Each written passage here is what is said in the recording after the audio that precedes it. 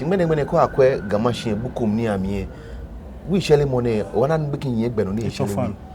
Ni mokwe wi ko tona kan le na no pe. Minister ni me ba beki bi ni ko kwa me yon anke me ni ame ekule ni form 1, form 2, class 6 ni we na ma me na. Teacher na video ko ni je ko no ma na ewie ke ete yela na e ba ni ke oblaya ko akuna do ni ado mi e flow ni ya unto wa wo egbeja no to ele bona meji hie. I believe I can going forward and about taw money ba fe na ba fe lo de ba ni ko bi ana afio party abaji shi 12 o'clock PM manke na pale bi 8 abanya fe party an ke je chele na ja Pepsodent ke brush na shada le bi man pa ejen ka shada ta no acha no ni gbeye she mo kokura be akuchu e mo fi no esumo keke ko awie pe ona sane ko awie no wi lo dugba mo no wi ka ko aba attack bo ino kaji cheme den je yo sia ke no ko ni ya no na yin na be den ta menchu ni. I think we all need to support am initiative e bona fe ni ma mi fe a chedugba ha wo fe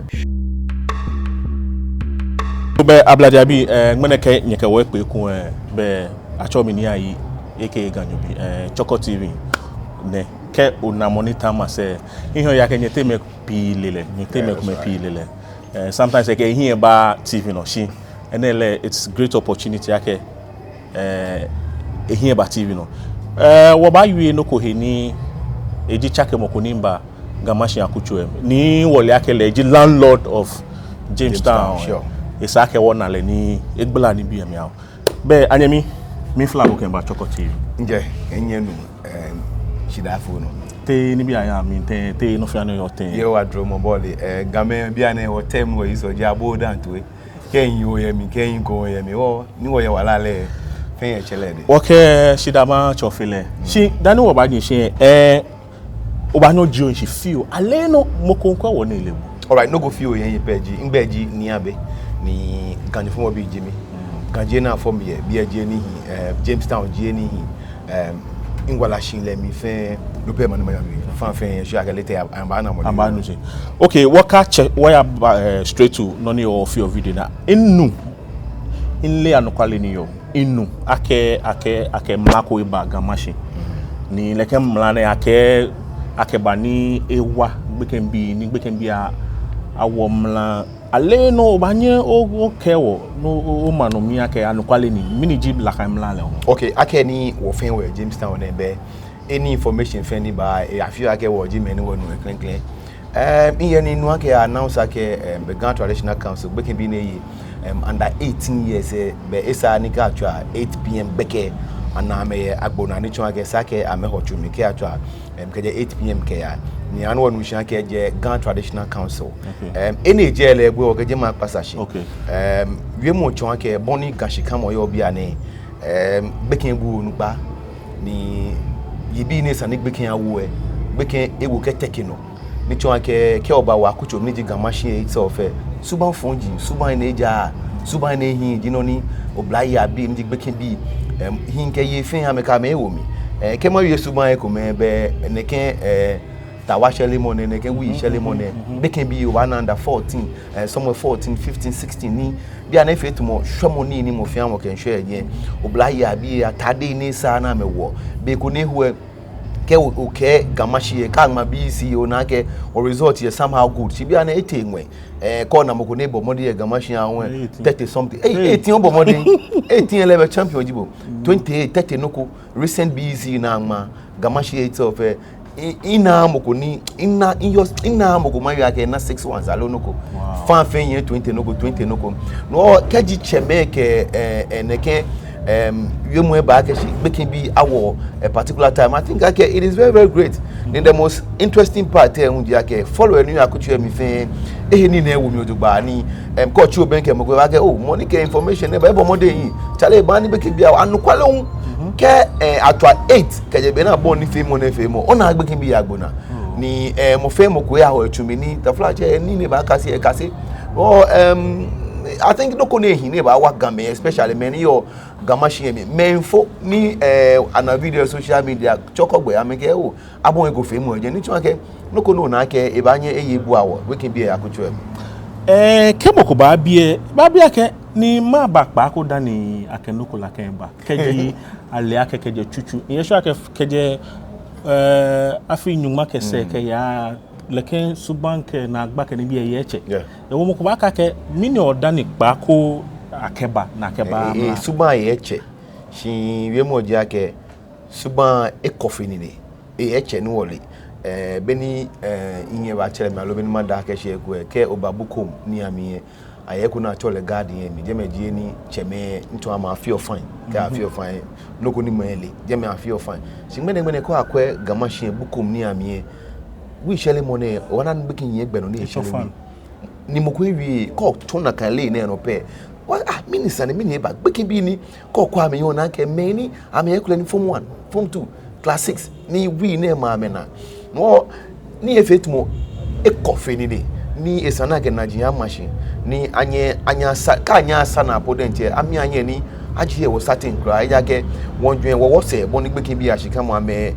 wala ya fe ha keji wa da ni gbekin bi ni wo ke yo akocho na emi fe ama achomo we shele lo july lo am ba here suban na hin ami ke be we don't have a future no wo won so no ya no le sana nyi ni etuni odugbe ha wo fe edi no kokpa mo mi ejake ni inu here imi se odugba imbi akekeji wo fe wo ba nya wo wa ni wo chini ne se abanye afi akucho kumplum ni emashi shi mi ta mo bi bo ake boni o le more about like any mini ji gbejiano to because gamashinda to wa fe to ba na te am ma fe ten am ba fe sure ake like no ko ne ba mashi mi ji gbejiano to okay to wono we gamashini ve mo lewa still over na me ni no ni ya no they will not be in support ake afi no na kan men beji problem na jinshin e bona teleji ake be abagbeje gba he ni nka na ake shi akọ oyin na ake shi to gbeke ni o sheku ni sa no she no yin gbeje gba he ameke pan yobo onumeshi yemo ya to yemo me pige bona ya leje na ke sa na yo gbeke bi ke ni bi shi wokwe eni wo yo ake gamashi gbe ma to ewa apene enoko oh that's the best thing about fe about your floor amlin ejake wo na gbeke bi ekomo ba na ma ho economies mini amenenta me fi ameni bi ekome tiche na video ko ni je pe no ma na ewe ke ete yela na eba ni eke obraye ko ya pe na ado emi e floor ni emo to wa wo egbejiano to ele bona mejinsin I believe I can going forward and about taw money ba fe na ba fe lo de gba ni ke bo yo yen papa wo loko ba shende ke Ghana Traditional Council na me make ha be commander ni Jamestown police station ake be boni ayale amedenta me form a task force ni chon oblanya bi ni akutu emini amehie wa ni ka cha me gbe ko me aba che gbe po ba na ke me na chon wa wo ko ekele baba be sani ma wo ya ame form task force ni every night aba move nye ke 3 days today ameba mami no efit mo gbeki bi e bon je me ba e ko she any take no ni na ke amento backings from the government okay ni ke dia me ya na me tun mo kwa ka wi ake kwe otom la no otom Ghana mla ta fla che Ghana mla le wo fen wole beke fen ye egbe na enyi o at the time na etumo no le no ko ni kan she onyo stock beke shi won kwe boni mami ni ji wo gamashi e fite boni e kamo ye o isana na te shi na dumo shi be wo gbeji ano to ele bia na ni inli ake commander make ha me back ake task force e wo mi no I'm sure I get definitely a man and I can will she kaji ehe wo mi I'm sure I get is something that is going to help mo femo ye gamashi akuchwe cheme ke nyeme ke follow enu akuchwe mi fe ehe ne geni na ewo mi ne nwa me na wa ja ke because in our video ko ni Jamie mami na yes nwa me na ni ke bo yo gbeki bi ekume anyo come bi ana afio party abajin shi 12 p.m. manke na pale bi 8 abanya fe party an ke je chele na ja Pepsodent ke brush na shada le bi man pa ejin ka shada ta no achano no ona evetumo moko beni ba yu agame wowu to moko beni ba yu agame ni gbeye se moko kra be akutu e mo fi no esumo keke ko agbe pe ona sane ko agbe no wi lo dugba mo no wi e ka ko aba attack bo ino kaji cheme den je yo si ake no ko ni ya no na yin na be den ta mentu ni I think we all need to support am initiative e bona fe ni ma mi fe a chedugba ha wo fe ke oketa so se be no ko tumo chuchu be ni wole abahe la kan no ko la be e ba fe tumo no ko tumo abahe ame awu amake ame no tumo no jaga ke beke share ame hia kuchu emi ame ta moto no na kan jibe na me jinshi ke ka yen connect area am ka na mo pe na kan but I'm praying na ke going forward ame na atade na ka ba yo se ame ake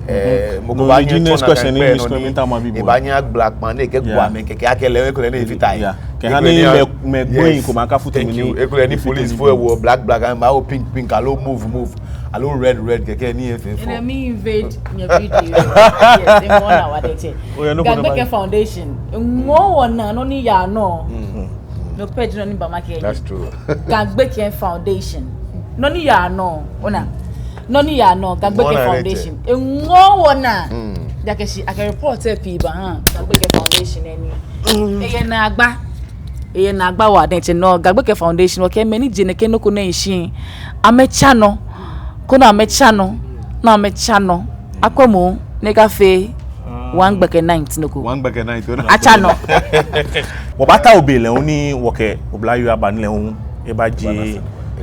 ekawana sanegba ye ewo ofane nyeka ni nyen pa no ole first ko alo blema ko mokonye chose omokobi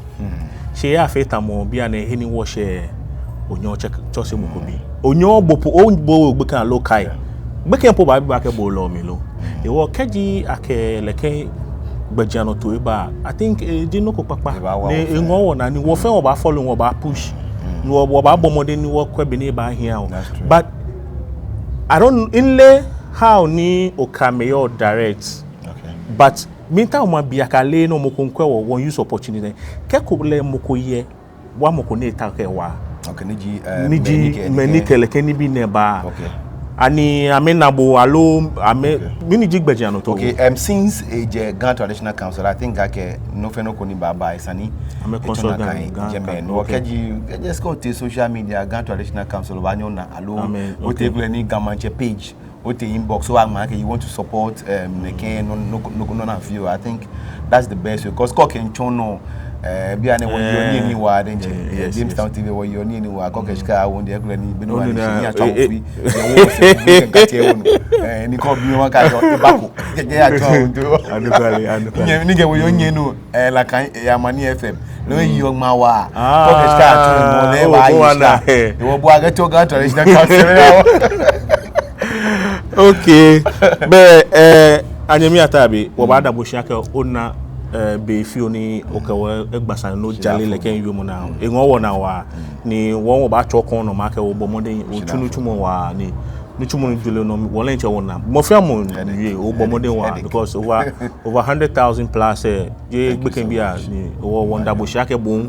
o wani ga amashi o radon wo bata obi anyeme wo kele ba agbasan ni conclude o ba ga machine ewo fa na nyekwa wo here oye na gbe wiemo kono kwa gbe all right ina gbe wiemo nke an follow any your gamashin me especially gamami akeshi no na fi oje ni mokonfe no koni eke gba me bia na lo eke fiti ame bia lo e plan mokobishi ame fe ame he ni na wo me tafla che game yo no kwa ke mokome for shije mokome ji money law which means ake kaje mo go tai ko no bi ya he ko ni eja egbe ni lewe ba mi ha e won na fi let's all support it kaba ni jinya to bi ko here be se no le ake next time egbe ke on kle ba wi bona fe ne kaje po don agbe no won mi awon hin ake make blame say how we follow here ake woni ebale na kan wonye wo kwa obi ojugba inu onye shi especially many your gamami many nton shika benye de chon ne ha ni nyenyenye kwanye bi ojugba nke ya ake shi ekole ni mi so po alo mi yenu ko kan against ni but I believe ake bonu ni mo fe bu e na kan no oji bonu ba fe ni amonya ake fi o no yin o ke ba wo bi egbe ki bi e ko metu ewa metu ewa wi mo ke chon mo pe etan o mi pa fai no ni ya na wo fen wo support ni e bona fe ni nton keji wo se ko obi ko ana mi egbe no na ya nga mi ni ana na ya touch on the papa ko mi e so you know wo fen ni o ma nye ba fe wo fen o no I think we mo fi oni yo but ora don o fa ne won bomodi ake wo ba mo gan e machine won twa gan ke machine me ku me fe e ko won e se wo ino won fe wo no me ni baba won baba cha no e wo ko ye wale mi amo hin ni opia wo be conclude ma ba nye gbe e ko ke le ken video ngbe di ni ayi eke gan obi o la ba o